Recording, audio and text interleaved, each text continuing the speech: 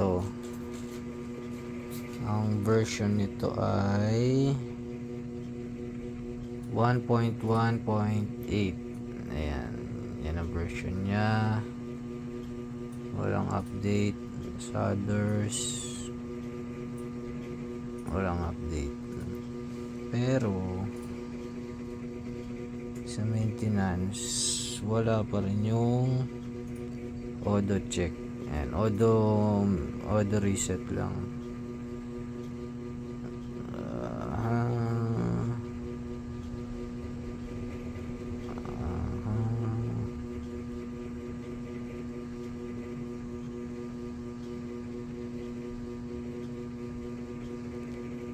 Wala pa rin. Di ba wala pa din? Walang auto check.